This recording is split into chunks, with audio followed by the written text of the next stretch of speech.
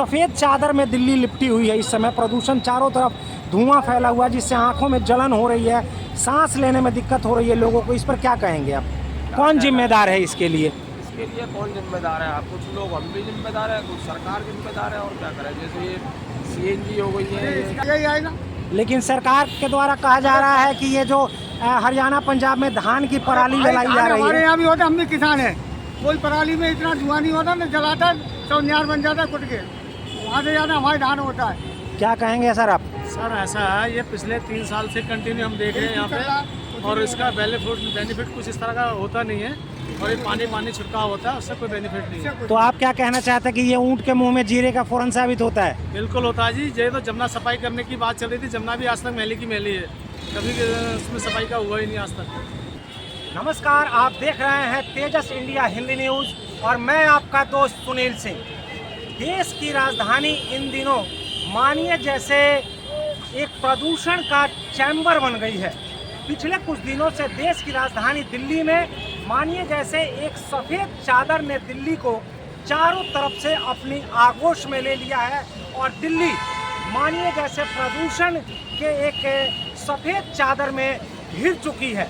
वहीं दूसरी तरफ दिल्ली में रहने वाले लोगों को कहीं ना कहीं इस प्रदूषण की वजह से एक बहुत ही बड़े संकट का सामना करना पड़ रहा है।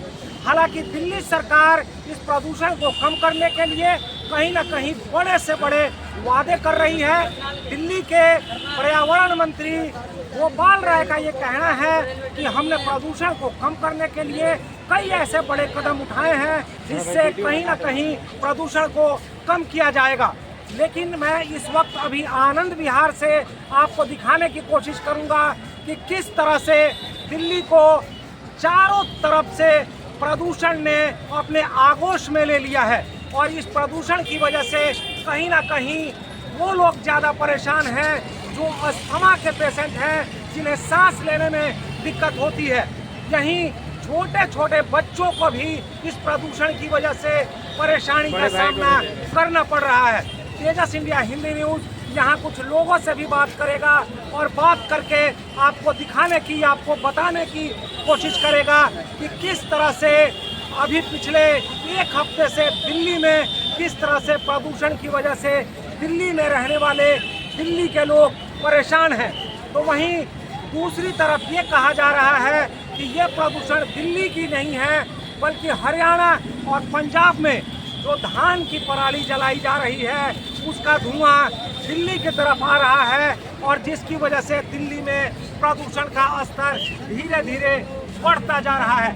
मैं अपने कैमरामैन साथी से कहने की कोशिश करूंगा कि वो दिखाएं जरा एक बार कैमरे से चारों तरफ कैमरे को घुमाकर कि किस तरह दिल्ली को चारों तरफ से सफ़ेद चादर रूपी प्रदूषण ने अपने आगोश में ले लिया है। और इस प्रदूषण की वजह से स्कूल जाने वाले बच्चों के साथ साथ वो बुजुर्ग भी परेशान हैं जो अस्थमा के पेशेंट हैं, जिन्हें कहीं ना कहीं सांस लेने में परेशानी होती है। तो आइए हम यहाँ आनंद विहार बस अड्डे पर की कुछ लोगों से बात करके ये जानने की कोशिश करते हैं कि आखिर इस प्रदूषण की वजह से वो कितने परेशान हैं और इसके लिए वो किसे जिम्मेदार ठहराते हैं। अभी मेरे साथ एक सज्जन व्यक्ति मौजूद हैं और मैं इनसे इसी प्रदूषण को लेकर पूछना चाहता हूँ। नमस्कार सर, क्या नाम है आपका? सर, देख रहे हैं आप कि अभी पिछले एक हफ्ते से दिल्ली में एक सफ़ेद चादर घिर चुका है। मानिए जैसे धुंध चारों तरफ घिर गया हो, लेकिन ये धुंध नहीं है, ये प्रदूषण है, धुआं है। आप इसके लिए किसे जिम्मेदार ठहराते हैं? केजरीवाल ही क्यों? गाड़ी बाहर दिल्ली में डीजल गाड़ी बहुत आ रही है, डीजल गाड़ी ज़्यादा आने आ रही है। कहीं ना कहीं ये भी कहा जा रहा है कि दिल्ली के जो धुआं आया हुआ है ये हरियाणा और पंजाब में जो पराली जलाई जा रही है उसका धुआं आया आ रहा है। पंजाब में पराली जलाते हैं तो दिल्ली में प्रदूषण आता है। हरियाणा में प्रदूषण कोई भी चीज़ जलाते तो दिल्ली में का प्रदूषण होता है। कहीं भी किसी भी राज्य में हरियाणा में आग जलते तो सारा थोड़ा भाई वीडियो शूट कर दो ना भाई। क्या कहेंगे सर आप इस पर? थोड़ा वीडियो बना दो मेरा, इसकी मेरे इस दोनों आना चाहिए। आपको लग रहा है कि दिल्ली सरकार इसके लिए कोई ठोस कदम उठा रही है? बिल्कुल नहीं उठा रही है। अगर हो रहा है तो पंजाब में हो रहा है, अगर जलाया जा रहा है तो पंजाब में भी तो प्रदूषण होना चाहिए। पंजाब में कहाँ, दिल्ली में तो आ रहा है। पंजाब में भी होना चाहिए, यूपी में भी आप होना देख रहे हैं कि अभी कुछ दिनों के बाद में है 2 हफ्तों और पास में आ जाओ। का त्योहार आने वाला है। ये दिवाली से पहले ही इतना प्रदूषण है। अगर यही धुआं अगर दिवाली के बाद आता तो कुछ एक बुद्धिजीवी लोग और राजनीतिक पार्टियां ये भी कहते कि ये दिवाली का धुआं है, लेकिन उससे पहले ही ये धुआं आ चुका है। आप क्या कहेंगे सर? ये सब प्रदूषण ये कंपनियों और गाड़ियों का है, कोई जलाने का नहीं है, ठीक है, और ये सरकार का जिम्मेदारी है इसको सही करने का। अभी हम इस वक्त आनंद विहार बस अड्डे पर मौजूद हैं। मैं आपसे ये बता देना चाहता हूं कि इसके बगल में गाजियाबाद लगता है, कहीं ना कहीं यहाँ एक इंडस्ट्रियल एरिया है और ये भी कहा जा रहा है कि इंडस्ट्रियल एरिया होने की वजह से आनंद विहार का जो पॉल्यूशन लेवल है वो सबसे अधिक है और आनंद विहार पर सबसे ज़्यादा लोगों को सांस लेने में दिक्कत हो रही है और यहाँ सबसे ज़्यादा प्रदूषण है। आइए हम कुछ और अन्य लोगों से बात करके जानने की कोशिश करते हैं। देखिए ये दिल्ली नगर निगम की गाड़ी है। कहीं ना कहीं दिल्ली सरकार की तरफ से प्रदूषण को कम करने के लिए ये पानी का छिड़काव किया जा रहा है यहाँ पर। और अभी मैं आपको दिखाने की कोशिश करता हूँ कि किस तरह से इस पानी का छिड़काव किया जा रहा है ताकि प्रदूषण को कम किया जा सके। लेकिन ये पानी जो गिर रहा है नीचे की तरफ, आप देखिए ये एमसीडी की गाड़ी है, म्यूनिसिपैलिटी कॉरपोरेशन और दिल्ली की, जिससे पानी का छिड़काव किया जा रहा है सड़कों के ऊपर ताकि प्रदूषण को कम किया जा सके। लेकिन मैं बता दूं आपको कि इससे धुआं कम नहीं होगा। कहीं ना कहीं ऊँट के मुंह में जीरे का फोरन। और इस गाड़ी की रफ्तार देखिए आप, इतनी तेज़ है कि ये गाड़ी कितनी स्पीड से यहाँ से चली गई। मानिए जैसे एक तरीके से दिल्ली सरकार की तरफ से खाना पूर्ति की जा रही हो। हालांकि ये कहा जा रहा है कि दिल्ली सरकार की तरफ से कई गाड़ियों को लगाया गया है, लेकिन 1 घंटे में तेजस इंडिया हिंदी न्यूज़ के कैमरे पर सिर्फ और सिर्फ एक गाड़ी दिखाई दी है जिससे प्रदूषण को कम करने की कोशिश की जा रही है। और आप देखिए वो सड़क के बीचों बीच पानी गिराते हुए चले गए हैं। लेकिन क्या इससे दिल्ली के इस सफ़ेद रूपी प्रदूषण को कम किया जा सकता है, ये दिल्ली सरकार ही जानती होगी। देखिए दिल्ली नगर निगम के गाड़ी के द्वारा कहीं ना कहीं दिल्ली सरकार ऐसे वाहनों को चला रही है जो दिल्ली की सड़कों पर, ख़ास तौर से आनंद विहार, क्योंकि आनंद विहार का जो प्रदूषण का स्तर है वो सबसे निचले स्तर पर पहुंच चुका है और कहीं ना कहीं आनंद विहार आने जाने वाले लोगों को सबसे ज़्यादा प्रदूषण का सामना करना पड़ रहा है। इस वाहन के चालक मेरे साथ मौजूद है, मैं इनसे बात करता हूँ। नंबर पर ही चलाते हैं या आनंद विहार के आगे पीछे भी कहीं जाती हैं गाड़ियाँ? आप कितने राउंड घुमा देते हैं इसको आनंद विहार बस अड्डे पर? लग जाएगी 8-10 हाँ 8-10 राउंड। 8। आप बताओ। 1 मिनट, मैं चला रहा हूँ। तुम चला रहे हो? क्या नाम है भाई जी आपका? मेरा नाम आसिफ। आसिफ भाई, एक दिन में कितने राउंड ये गाड़ियाँ आनंद विहार बस टर्मिनल पे घुमाते हैं इसको आप? 25-30 राउंड करते हैं एक दिन में 25 बार? 8 घंटे में। कितनी गाड़ियाँ लगभग चल रही होंगी यहाँ पर? गाड़ी लगभग चल रही है। आपको क्या लगता है कि इस गाड़ी के द्वारा जो पानी का छिड़काव किया जा रहा है इससे प्रदूषण में कमी आएगी? इससे प्रदूषण में कमी आती है, इसीलिए ये चलती है। और ये जो धुआं फैला हुआ है ऊपर आसमान में, इस धुएं के लिए क्या लगता है आपको, क्या करना चाहिए? ये पानी 10-15 फीट ऊपर चलता है, उससे प्रदूषण नीचे आता है, जमीन में लग जाता है। चलिए धन्यवाद आपका। नमस्कार भाई जी, क्या नाम है आपका?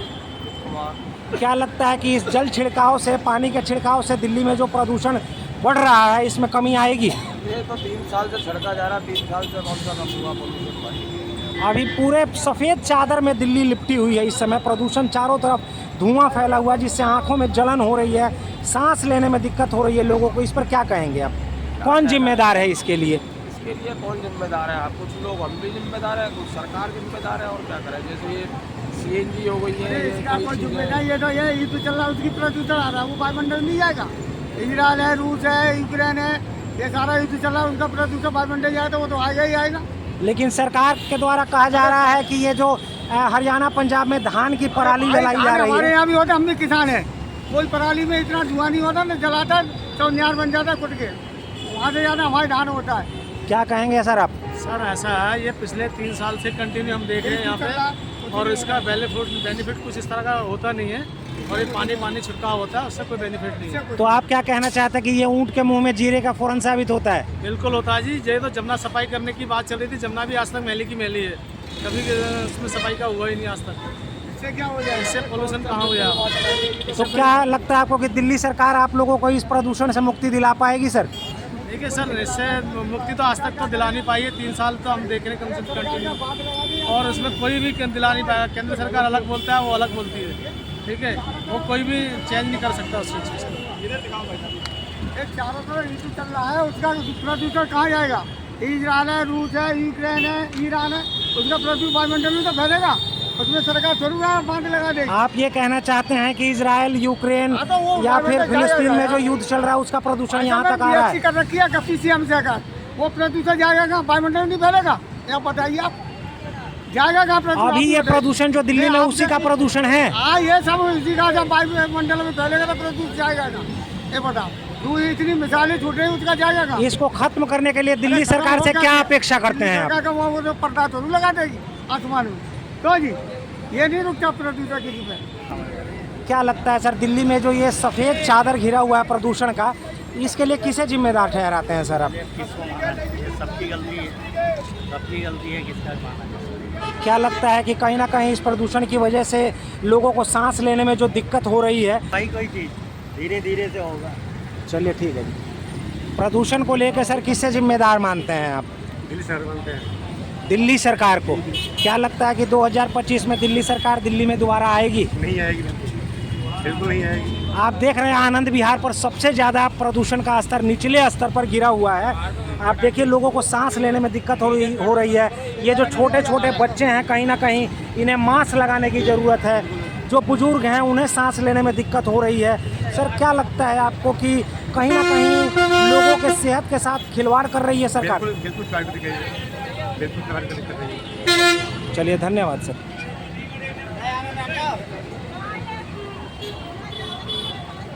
आप देखिए इन तमाम लोगों को यहाँ पर जो आपको देखने को मिल रहे होंगे, लेकिन किसी के चेहरे पर मास्क नहीं है, जबकि दिल्ली के प्रदूषण का स्तर सबसे निचले स्तर पर इस समय चल रहा है। और इन वाहनों को देखिए जो प्रदूषण तो छोड़ती हैं, और इसके साथ ही दिल्ली में ये माना जा रहा है कि हरियाणा तथा पंजाब में जो धान की पराली जलाई जा रही है उसका जो प्रदूषण है कहीं ना कहीं दिल्ली में है।